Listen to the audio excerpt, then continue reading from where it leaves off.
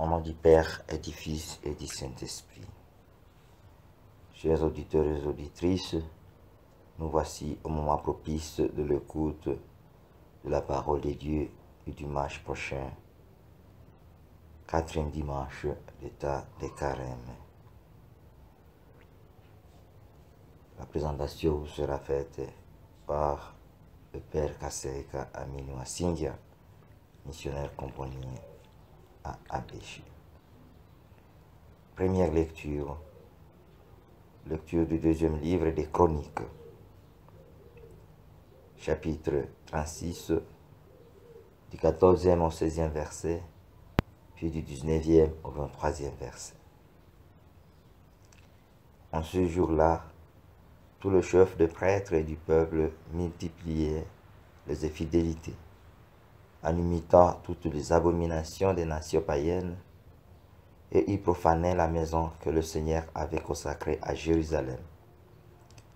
Le Seigneur, le Dieu de leur père, sans attendre et sans se lasser, leur envoyait des messagers, car il avait pitié de son peuple et de sa demeure. Mais eux tournaient en dérision les envoyés de Dieu, méprisaient ses paroles et se moquaient de ce prophète. Finalement, il n'y eut plus de remède à la fureur grandissante du Seigneur contre son peuple.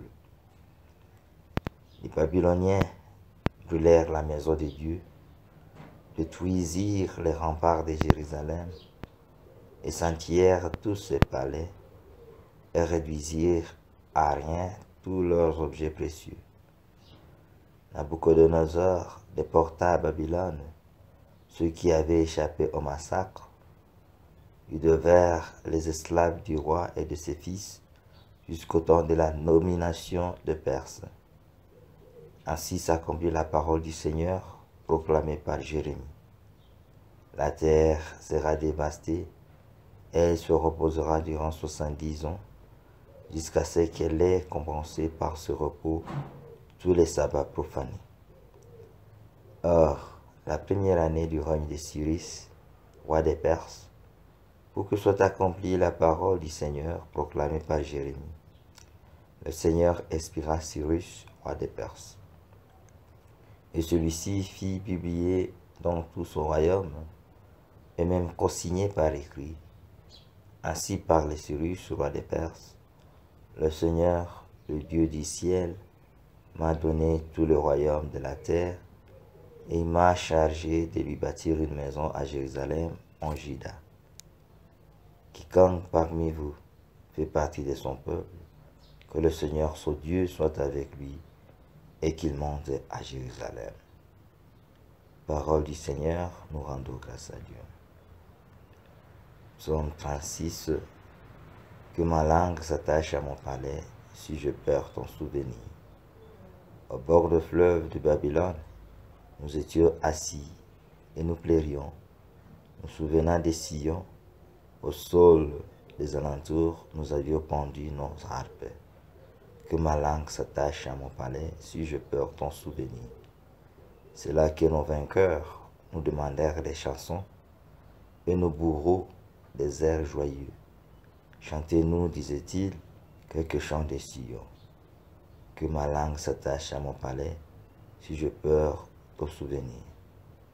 Comment chanterions-nous un chant du Seigneur sur une terre étrangère? Si je t'oublie, Jérusalem, que ma main droite m'oublie. Que ma langue s'attache à mon palais, si je perds ton souvenir. Je veux que ma langue s'attache à mon palais, si je perds ton souvenir. Si je ne lève Jérusalem au sommet de ma joie. Que ma langue s'attache à mon palais, si je perds ton souvenir. Deuxième lecture. Lecture de la lettre de Saint Paul apôtre aux Éphésiens. Chapitre 2, du 4e au 10e verset. Frères, Dieu est riche en miséricorde. À cause du grand amour dont il nous a aimés, nous qui étions des morts par suite de nos fautes, il nous a donné la vie avec le Christ. C'est bien par grâce que vous êtes sauvés. Avec lui, il nous a ressuscités et nous a fait siéger aux cieux dans le Christ Jésus. Il a voulu ainsi montrer en l'an des âges futurs la richesse surabondante de sa grâce par sa bonté pour nous dans le Christ Jésus. C'est bien par la grâce que vous êtes sauvés et par le moyen de la foi. Cela ne vient pas de vous, c'est le don de Dieu. Cela ne vient pas des actes. Personne ne peut en tirer orgueil. C'est Dieu qui nous a fait. Il nous a créés dans le Christ Jésus en vue de la réalisation d'œuvres bonnes qu'il a préparées d'avance pour que nous les pratiquions. Parole du Seigneur, nous rendons grâce à Dieu. Gloire, louange à toi, Seigneur Jésus. Dieu a tellement aimé le monde qu'il a donné son Fils unique, afin que ceux qui croient en lui aient la vie éternelle. Gloire et louange à toi, Seigneur Jésus. Le Seigneur soit avec vous et avec votre esprit. Évangile de Jésus-Christ selon Saint Jean. Gloire à toi, Seigneur. Jean chapitre 3, du 14e au 21e verset. En ce temps-là, Jésus disait à Nicodème, de même que le serpent des bronzes fut élevé par Moïse dans le désert, ainsi faut-il que le Fils de l'homme soit élevé, afin qu'en lui tout homme que croit ait la vie éternelle. Car Dieu a tellement aimé le monde, qu'il a donné son Fils unique, afin que quiconque croit en lui ne se perde pas, mais obtienne la vie éternelle. Car Dieu a envoyé son Fils dans le monde, non pas pour juger le monde, mais pour que par lui, le monde soit sauvé. Celui qui croit en lui échappe au jugement. Celui qui ne croit pas est déjà jugé, du fait qu'il n'a pas cru au nom du Fils unique de Dieu. Et le jugement, le voici. La lumière est venue dans le monde, et les hommes ont préféré les ténèbres à la lumière, parce que leurs œuvres étaient mauvaises. Celui qui fait le mal déteste la lumière. Il ne vient pas à la lumière, de peur que ses œuvres ne soient dénoncées. Mais celui qui fait la vérité vient à la lumière, pour qu'il soit manifeste que ses œuvres ont été accomplies en union avec Dieu. Acclamons la parole de Dieu. Louange à toi, Seigneur Jésus. Bien-aimés de Dieu, auditeurs et auditrices, en cet temps de carême, nous ajustons notre marche vers Pâques, la parole de Dieu. Dieu développe en chacune de ses enfants un cœur profond, aimant de plus en plus la communauté humaine, pour qu'en elle fleurisse le désir de Dieu. Ainsi, nous invite-t-il en ce dimanche à méditer encore davantage sur le chaos de la croix. Au moment chaotique de notre vie, si nous prions et fléchissons sous l'ombre de la croix du Christ, nos jours sombres deviendront de grands jours, car la providence de Dieu préside aux affaires humaines. Il y a une divinité qui façonne notre destin. Les hommes que nous sommes pouvons tirer au sort, créer le chaos et la confusion dans le monde, et faire bouger le roue de l'histoire avec des mains tachées de sang. Mais la providence de Dieu, qui préside aux vies humaines, met enfin de l'ordre dans les chaos. Nous voyons l'histoire d'Israël, qui était en grande partie une histoire des chaos. Les Juifs ont subi un effondrement aux mains d'une puissance étrangère, ont été déportés en exil, et par les courants de Babylone, ils se sont assis et ont pleuré. Voilà ce que le psaume 36 d'aujourd'hui nous retrace. Cependant, juste au moment où il semblait que tout était fini pour eux, le roi Cyrus de Perse, inspiré par Dieu, les a non seulement libérés de l'exil, mais les a aidés à reconstruire leur temple. C'est ce que nous venons d'écouter dans la première lecture tirée du livre des Chroniques, chapitre 36 du 20e au 23e verset. Ainsi, bien-aimés, la miséricorde de Dieu a vaincu sa propre colère, attira son peuple à travers son histoire chaotique plus près de lui. L'histoire chaotique d'Israël se répétait dans la vie de Jésus. Chaque fois que l'histoire se répète, le prix augmente. Et le chaos de la croix est devenu le chaos ultime de l'histoire humaine. Car sur lui, la bonté elle-même a été crucifiée comme un criminel ordinaire. Mais encore, bien-aimé, une fois de plus, Dieu a attiré la vie de cette croix sanglante, de sorte que c'est par la croix que nous étions tous sauvés quand nous étions morts dans le péché. C'est ce que nous avons écouté dans la deuxième lecture, Ephésiens 2, surtout le verset 5. Et quel salut glorieux et universel c'était!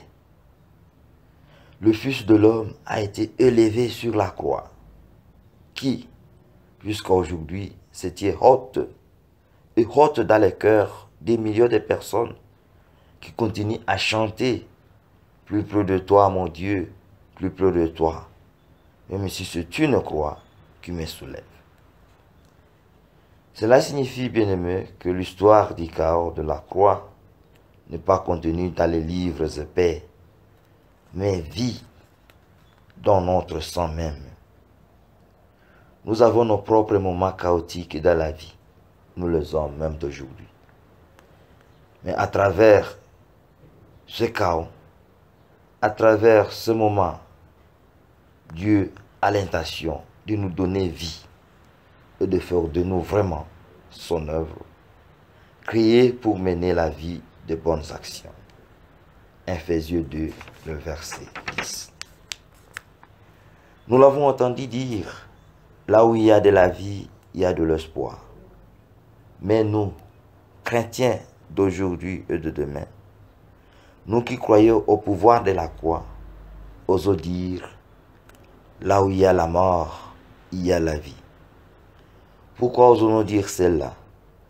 C'est parce que nous croyons réellement que le Christ crucifié vit avec nous. Nous espérons qu'en temps de crise, Dieu nous aidera à trouver un moyen de survivre. Lorsque nous faisons face à des difficultés, face aux vicissitudes telles que cette période de la pandémie coronavirus, Dieu seul nous aidera à trouver des moyens pour les surmonter. Que lorsque des tragédies comme un incendie, comme une inondation dévaste nos maisons, Dieu lui seul aidera à reconstruire ce que nous avons perdu. Que lorsque certains de nos précieux rêves sont détruits par une erreur, Dieu seul nous incitera à recommencer. Qu'il y a toujours de l'espoir, même pour une famille où tout amour entre les membres semble être mort, et qu'il y a toujours l'espoir d'un avenir meilleur pour les personnes qui souffrent dans des conditions économiques et sociales difficiles. Oui, chers frères et sœurs, auditeurs et auditrices, l'ordre sortira toujours du chaos. ne nous lassons pas, ne nous décourageons pas, nous dit le Seigneur. Une nouvelle vie jaillira toujours de la croix, telle une autre foi. C'est notre foi.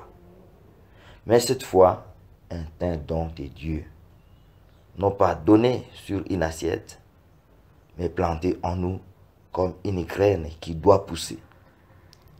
Il ne grandira pas lorsque nous deviendrons plus prospères et plus riches dans la vie, mais lorsque nous nous tiendrons au pied de la croix et réfléchirons dans la prière sur le chaos de notre vie. Car c'est au cours de telles prières et réflexions que notre foi s'approfondira, dans la mesure où même la mort apparaîtra, non comme une descente, mais comme une montée.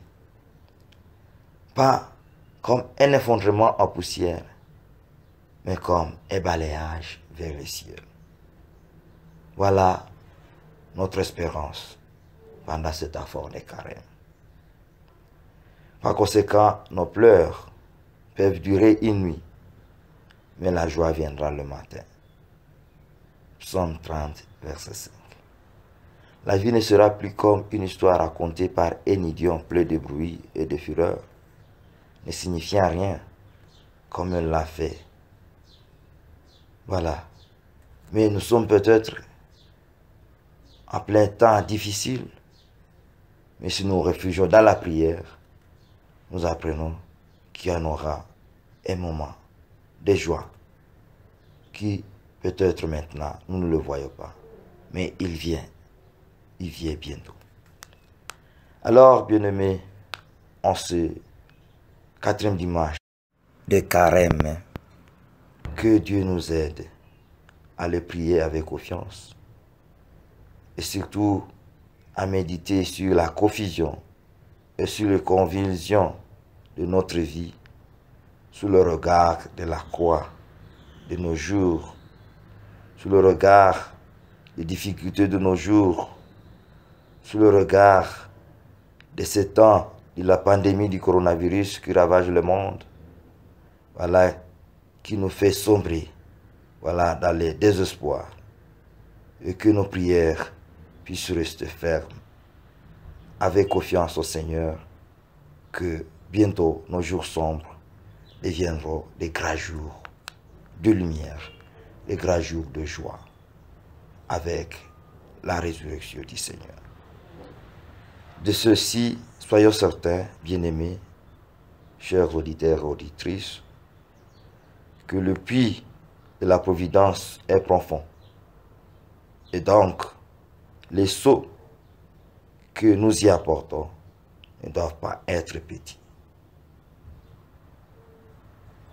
Nous devons nous y préparer avec confiance. Que le Seigneur nous y accompagne.